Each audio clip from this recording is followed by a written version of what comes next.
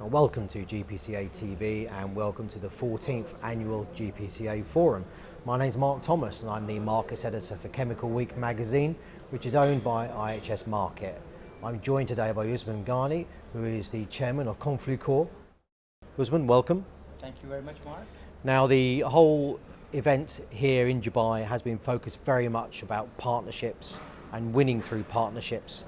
But there's a lot that goes towards getting to that point where you are able to win through partnerships. So perhaps could you explain to us a little bit about why you're here and what you have been presenting in the innovation zone?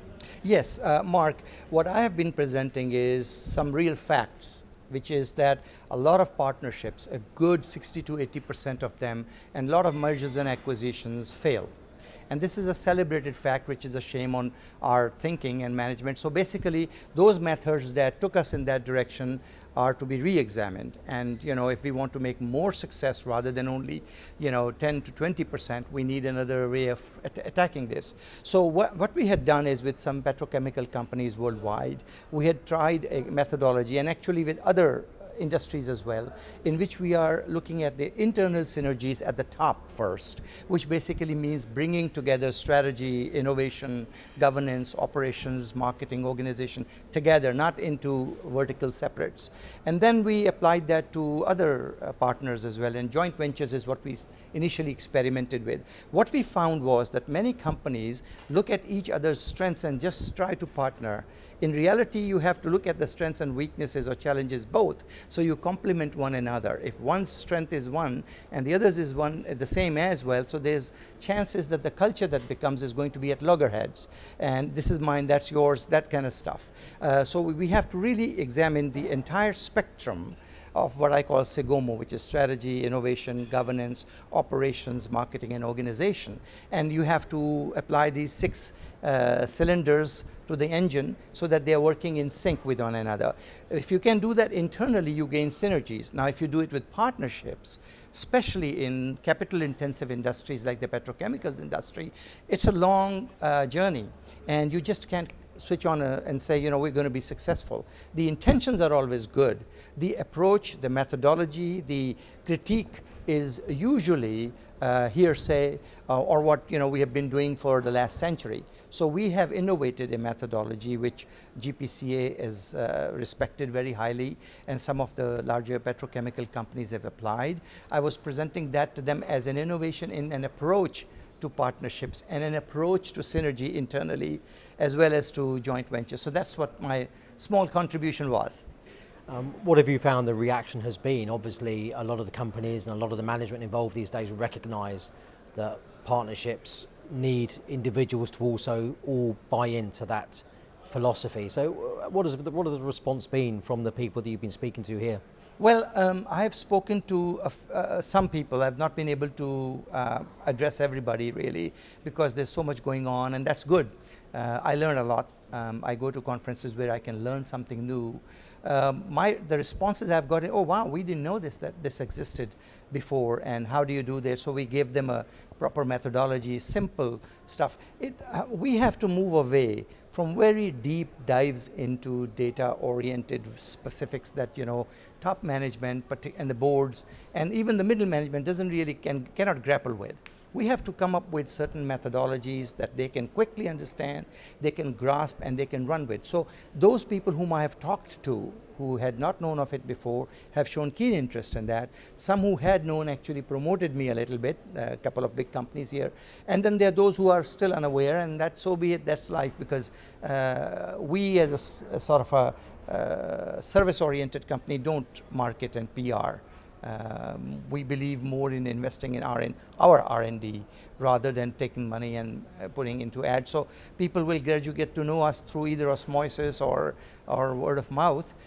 We have a plan with GCPA to do a few things for at least this region, and Dr. Al Sadoun and others are serious about that. So that may be another avenue, but any company can approach us for investing a day with us to understand how to do things differently and better. How would you describe the chemicals and the petrochemicals industry in terms of its status at the moment with regards to how much it may need this sort of guidance? I mean, would you say that these are industries which are already sort of well on this path that you're showing them, or do you feel there's a lot more that needs to be done? Oh, there's a lot more, Mark, to be done. We have to see the economic, political, and social ecosystem first. And there, I think this industry was, we are not in very celebratory times. There are challenges. Almost everybody is looking for market growth, and there's not much coming. And thus the idea of partnership. But partnership doesn't necessarily mean, hey, price fixing, or hey, you produce this product and I produce this, and let's go together. It's a whole thing. How you partner for knowledge sharing, for example, risk sharing. I mean, risk is typically delegated to finance people. I don't believe that. I think that any innovator, any governance board, any operations person, any strategist has to think about what is the risk of the decision or of the strategy or of the roadmap that he or she has made, and how flexible, how dynamic is it as you move along. Now, your other part of your question about this particular industry, look, this is a very capital intensive industry, as I said before, but it's also a long-term implementation. So many a slip between the cup and the lip. Therefore, two things are very important. First, how do you keep on getting feedback over time to change the course slightly? And that's not a bad thing. When you learn from what's going on and you change that, it's for the better of partners. Otherwise, both drown into water. The other part of this is, how do you make sure that along the way, the original vision and the intention, which is always good, is continuing through trust? That usually gets heard. Executives change, turnover happens, setbacks are always there. To expect conflict and setback not to happen is to set yourself for failure. So how are you going to resolve that? Some people do that pre-critique and work that way, but most don't, because of the pressure for time, pressure for profits, and pressure for getting projects accomplished. Well, fine. If you're moving in that mode, then still you need to make sure as you move along that there is leeway and some room for flexibility to adapt to the changes that you didn't anticipate early on. And that's where, I personally feel that it's not a defeat of original strategy, which is what strategists put their nose into egos and think that way. It is actually a learning moment. Any opportunity or challenge that comes your way along the way that was not foreseen, hey, this is an opportunity for you to do something even better and different. And thus, remaining in the Segomo mode all the time in a dynamic sense is, I think, a more educated approach, more rational approach than just going after numbers and having a far fling shot. Is there one thing that is particularly a challenge to overcome when you're trying to put across this philosophy to companies you're speaking to? Do you find that sometimes there is some inner resistance there? Yes. Mark, I don't want to beat on the same old thing, but mental models or what's in our minds about what is change and how to manage that, what strategy will really or will not work, people do get after a while like a rail track embedded in that.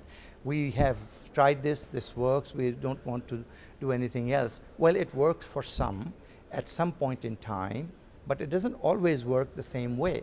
Minds are changing, times are changing, trends are changing, technology is changing. So if you do not embed the very factor and the leeway, the room for change, you're setting up for failure. So there is that we have tried this before, or some brand name company has come and told us this. You cannot outsource management. You cannot outsource thinking.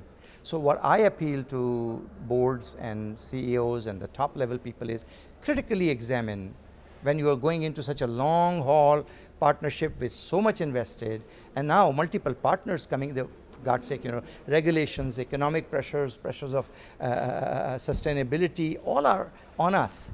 How do we convert them into an opportunity? How do we get the flexibility? At that time, you need to have a critical review of what we have done and what's better out there. So in short, there has been some resistance, and that is owing to the existing perception of what works rather than what else is there. Well, Usman, thank you very much for joining us today. Thank you, Mark.